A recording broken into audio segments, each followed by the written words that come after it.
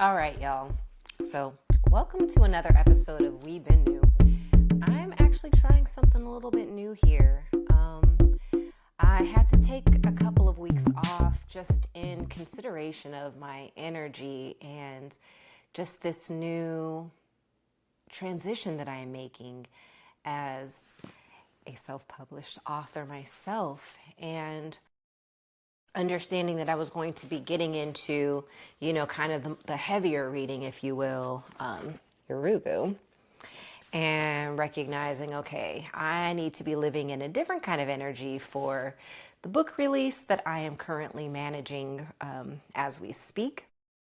And so, yeah, I've been wanting to read Yurugu for actually ever since I learned about it, to be honest, but I didn't necessarily have the capacity yet to take in what this book is really, going to be digging into.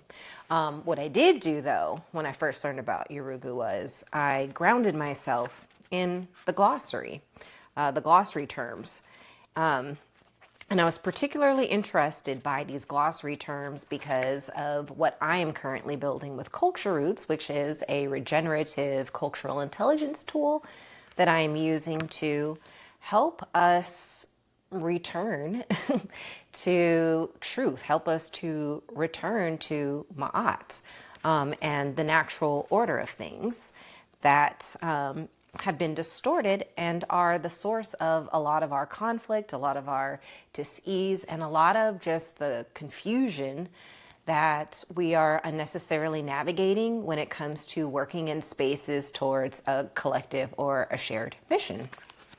So I'm going to start by giving some of the glossary terms to ground us in for anyone who has not yet read Yurugu, because this is terminology that is going to be used throughout this work.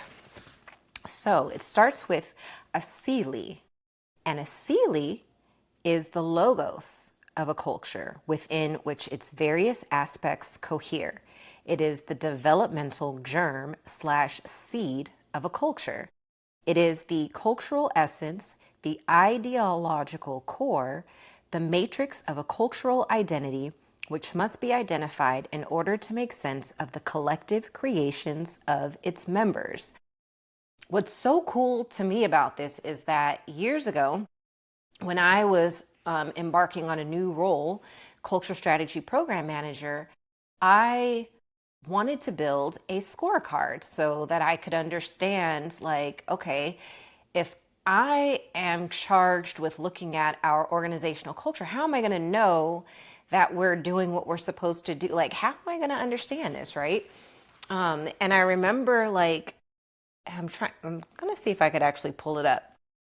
But I remember recognizing that, okay, while there are certain things that were being measured within the organization, there were things that weren't being measured, and I wanted to actually measure what was going to be appropriate for understanding the state of our collective well-being, which without that language, that's how I understood it.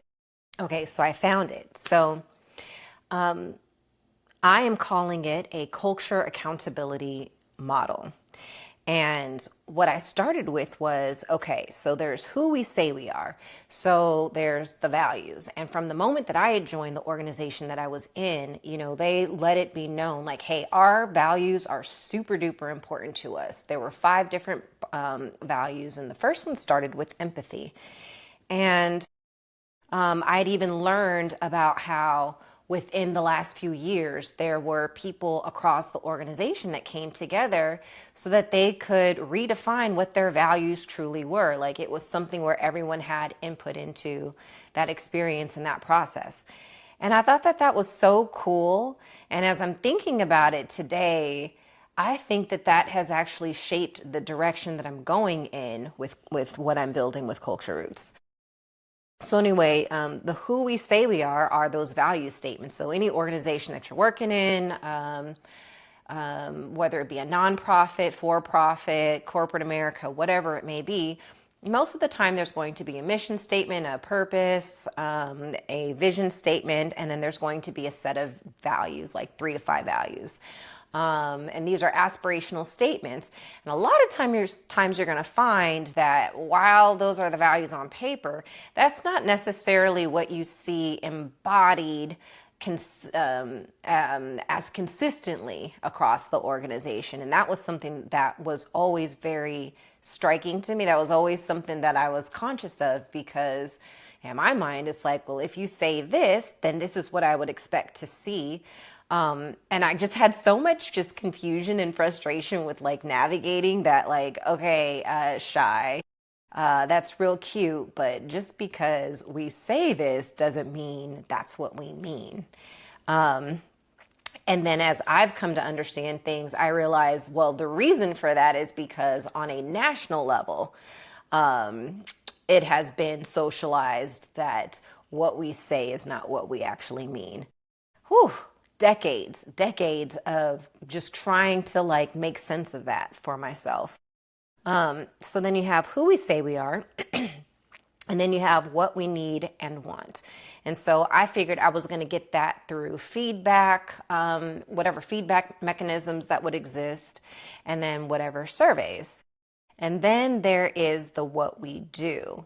And that would come in the way also of assessments, and then doing an audit of what policies and procedures and practices exist, and doing interviews and just fact finding and understanding the reality of what people may be experiencing on a day-to-day basis. And then that would equal who we are. And that who we are, I should be able to see that through the scorecards and maybe action plans that are put into place to address whatever's coming up on those scorecards. And so what's so cool about this is that, like, as I've been journeying on my, making my journey, which I've talked about in the previous episodes, what I'm now understanding was, at that point in time, I was trying to create an organizational model for Ubuntu, which is I am because we are. And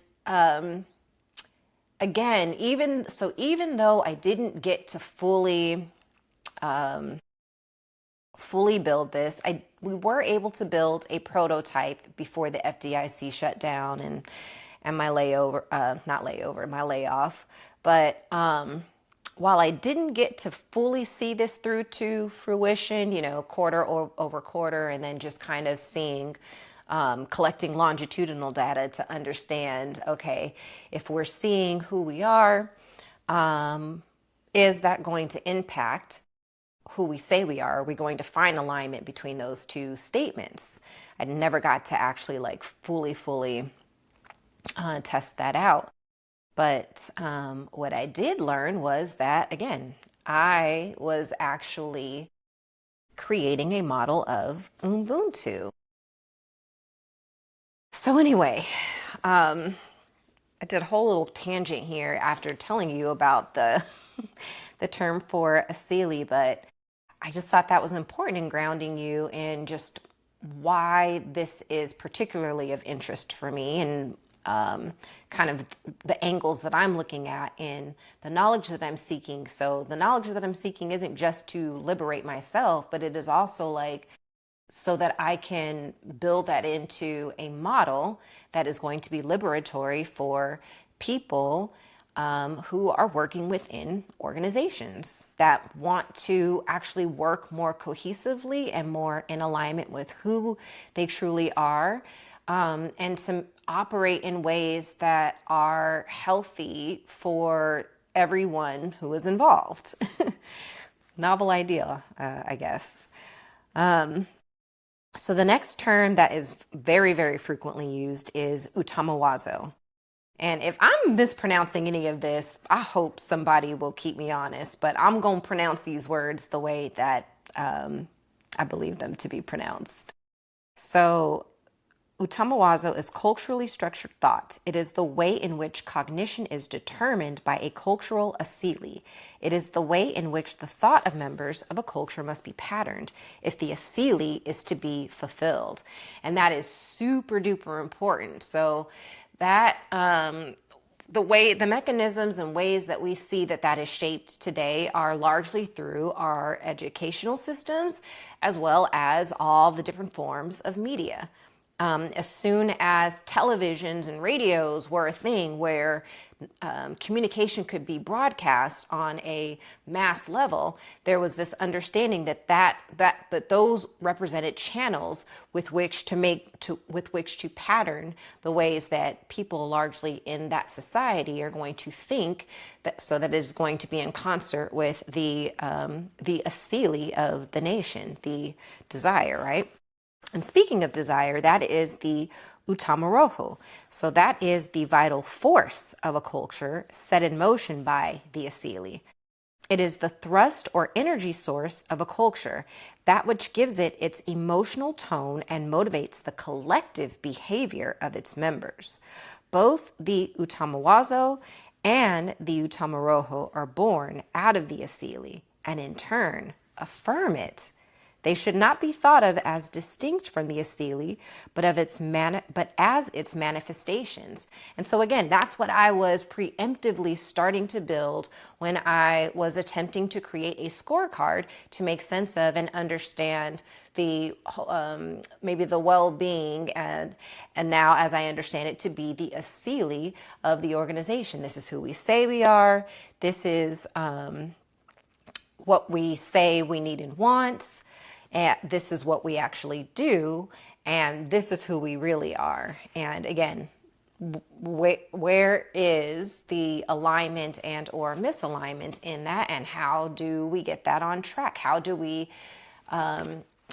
set forth on that, recognizing that us as humans within organizations, particularly those that are white-led, are going to have more of a cultural asili that is more patterned toward European thought and behavior. And everyone else who is operating within that organization, whether they represent a very, very small minority, or maybe, or if they are within the organization in different levels, they're going to be assimilating to that similar asili and trying to move in concert of it, while trying to compartmentalize and make sense of how that may or may not conflict with their own human natural nature and natural order of things that want to manifest, but are realizing that can't be manifested within that particular cultural asili because it's incompatible. And that is, I think that's what I'm realizing, like that's what I was navigating and experiencing for my 20 plus years in corporate America. Again, me trying to move in concert of something and feeling very, very misaligned, but just trying to make the best of, okay, well, what is rewarded, what is punished, and adjusting my behavior so that I could find some sort of success and moving up within it, ultimately realizing that, the reason I'm not quite getting to that next level is because I was seeing and I was recognizing some of the behaviors and the mindsets that were exhibited in some of the misleaders. And I was like, I can't do that and I can't associate with that. And the more, I would say, suboptimally patterned behavior of the leader that I was under, the more I recognized that they were never going to actually allow me to ascend a higher level because I was not actually working in concert with their agenda. It was just really interesting. But I don't want to digress too much in this. And when I use the term suboptimal, that is, of course, speaking to optimal and suboptimal psychology. and that theory that was created by Dr. Linda James Myers. There's, because of me being so intimately familiar with her work and with optimal psychology, having been certified in it, of course, in reading Yurugu, there's this like foundation and groundwork that has taken place in my understanding of some of the terms and terminology that's found within this particular book.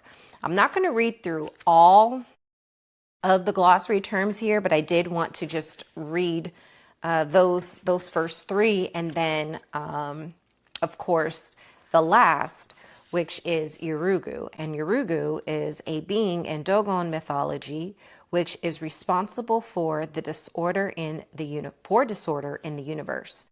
This is a being conceived in denial of the natural order, which then acts to initiate and promote disharmony in the universe. In African cosmology, such a being is deficient in spiritual sensibility, is perpetually in conflict, is limited cognitively, and is threatening to the well-being of humanity. And the irony is like, so there are some people who, like, in me reading this definition, are going to feel some type of way about it, right? But I'm not sure that anyone can point out the lie to me in this language. Today is observed by many as Easter Sunday. And the president of this particular nation is on his platform, which is unironically named Truth Social. And he's making some very wild, this is on Easter Sunday, April 5th, 2026. Tuesday will be Power Plant Day and Bridge Day, all wrapped up in one in Iran. There will be nothing like it. Open the fucking straight, you crazy bastards, or you'll be living in hell. Just watch. Praise be to Allah, President Donald J. Trump. I didn't make any of this up. And so I think what's drawing me to like reading Yurugu amongst other African-centered literature, again, in trying to break down the paradigms and trying to liberate my mind, because I understand I've been miseducated and mis-socialized in a very deeply disturbed way by a very deeply disturbed culture. And to help me make sense of and to understand, like, why is this normalized? Why is this man not being institutionalized or actually imprisoned for the myriad of devastatingly diabolical things he has done?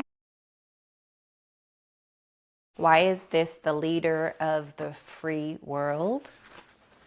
So many questions. Like, how did we get here? How did millions of people sign up and co-sign for this type of behavior and this type of thinking? And the answer is in, there's different books that get into it, but I wanted to specifically read this one. And so I read chapter 1 yesterday, and that is within part 1, Thought and Iconography. And chapter 1 is titled Utamawazo, and that is the cultural structuring of thought. And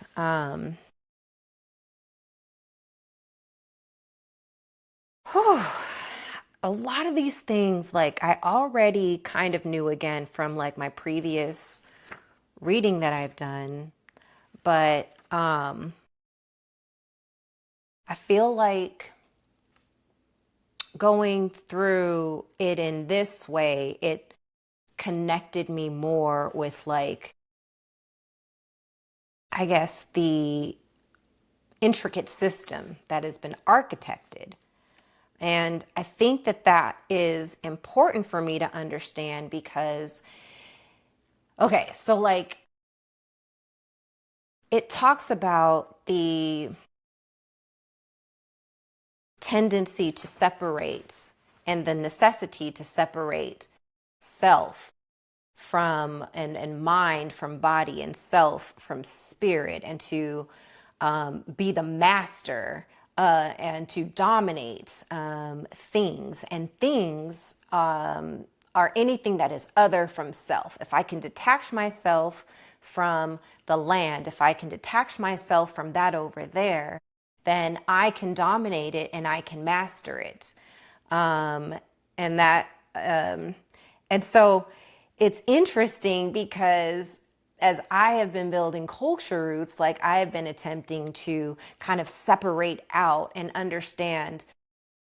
I'm understanding what people what people proclaim as their values of who they say they are, right? That's the my compass assessment that I am building.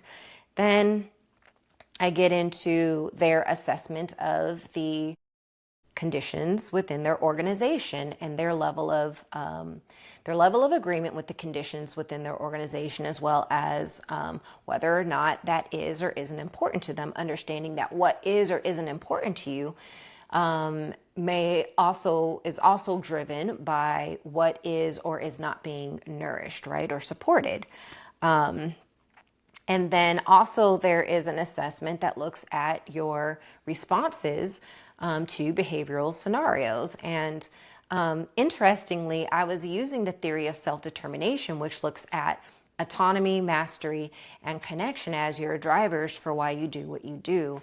And interestingly, in reading chapter 1, it's like, oh my gosh, like I really want to make sure that I'm going about what I'm building in the right way, because am I attempting to do that very thing that has been used to get us to where we are today in how I'm understanding self-determination and how I communicate that to people who are going to be taking my assessments. I'm in the early stages of kind of how I want to maybe rework the self-determination piece of things, but I think that it is still going to be valid for me to connect that type of motivator, because I suspect, especially if we're talking about me using cultural roots within maybe a Black-led organization that's wanting to return to African-centered ways of knowing and being and leadership, right? Like, if I can help to illuminate some of the patterns that may be more driven by a dominant way of self-determining versus a more communal way of self-determining, then that's also going to help to break down, well, if this is what your intent was, and if this is who you say you are, you may want to revisit your approach and how you are operating if it is not producing the outcomes that are actually that are what you say that you want. And then also, what does that look like as a collective? If this is how we are patterned and this is how we are behaving, but this is what it is that we actually want, where is the misalignment, and what skills would we need? What education would we need to help us recenter ourselves in that with which we know? I suspect that in most cases, I know, because I know for myself, it is already within me. And the more that I awaken to how I have been miseducated and missocialized, the more I understand that my original intuition, the discernment, the very intuition and discernment that was so integral to devaluing in a European Utamawazo, I'm realizing, like, oh my God, there's a reason for why it was discouraged for me to trust myself and trust my intuition, because myself and my intuition is aligned with spirit and what people know to be called God, infinite source, all of that, right? Like, it's already within me. So I already know what time it is. We've been new. We know what's up, right?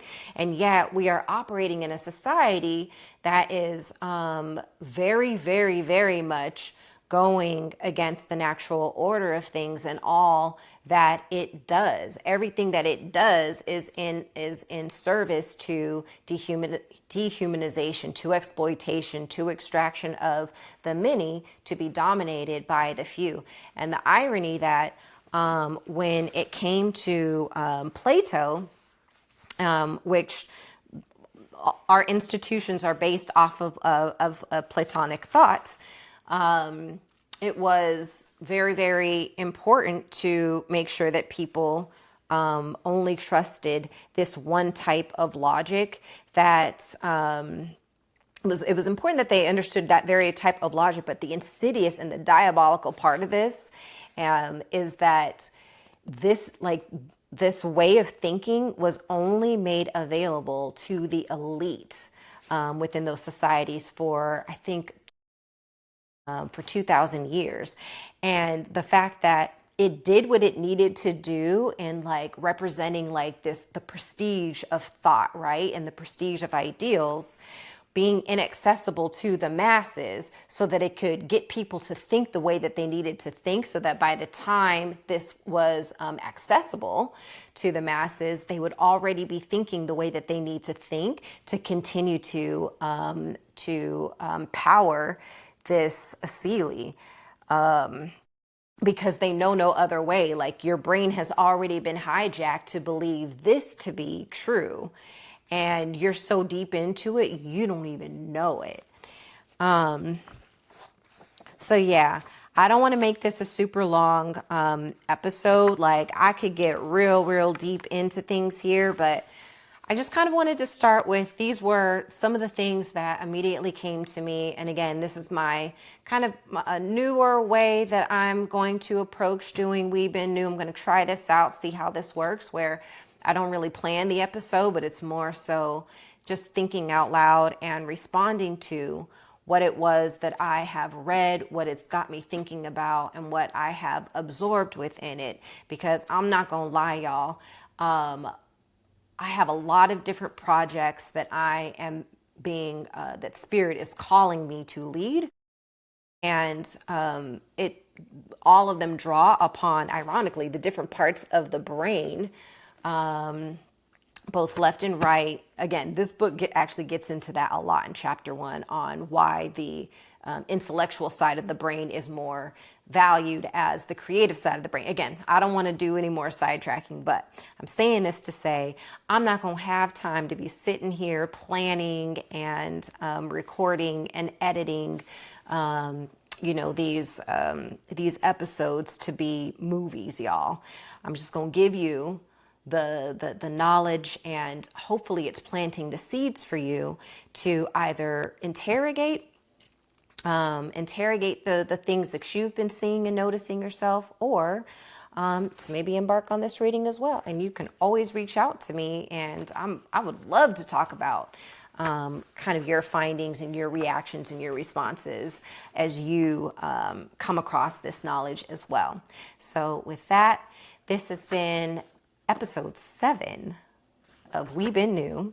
And I'm going to continue reading Yurugu. It's gonna probably take me some weeks to get through this, but I'm just so excited that I finally get the time to actually like absorb this knowledge in a very, very, very critical time. It is very apropos. Anyway, happy Sankofa Sunday, y'all.